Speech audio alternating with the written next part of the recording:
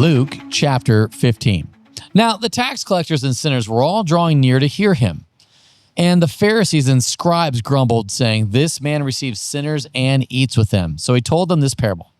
"What man of you, having 100 sheep, if he has lost one of them, does not leave the 99 in the open country and go after the one that is lost until he finds it? And when he has found it, he lays it on his shoulders, rejoicing. And when he comes home, he calls together his friends and his neighbors, saying to them, 'Rejoice with me, for I have found my sheep that was lost.'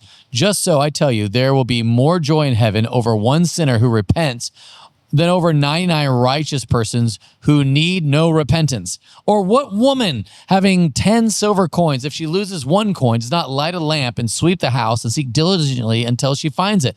And when she has found it, she calls together her friends and neighbors, saying, 'Rejoice with me, for I have found the coin that I have lost.'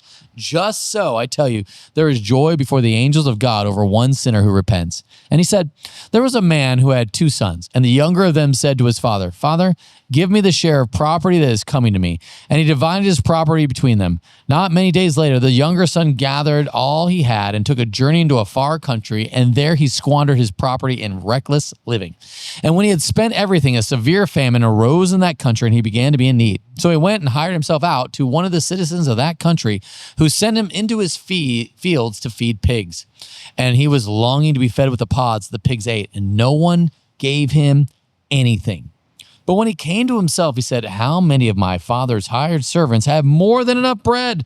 But I perish here with hunger. I will arise and go to my father, and I will say to him, Father, I've sinned against heaven and before you. I'm no longer worthy to be called your son. Treat me as one of your hired servants.' And he arose and came to his father. But while he was still a long way off, his father saw him and felt compassion and ran and embraced him and kissed him. And the son said to him, 'Father, I have sinned against heaven and before you. I am no longer worthy to be called your son.' But the father said to his servants, 'Bring quickly the best robe and put it on him, and put a ring on his hand and shoes on his feet. And bring the fattened calf and kill it, and let us eat and celebrate. For this my son was dead and is alive again. He was lost and is found.' And they began to celebrate.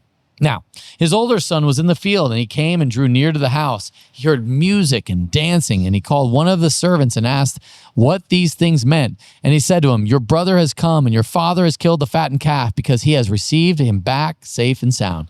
But he answered his father, 'Look, these many years I have served you, and I never disobeyed your command. Yet you never gave me a young goat that I might celebrate with my friends. But when this son of yours came, who has devoured your property with prostitutes, you killed the fattened calf for him.' And he said to him, 'Son, you are always with me, and all that is mine is yours. It was fitting to celebrate and be glad. For this your brother was dead and is alive. He was lost and is found.'" This is the word of the Lord.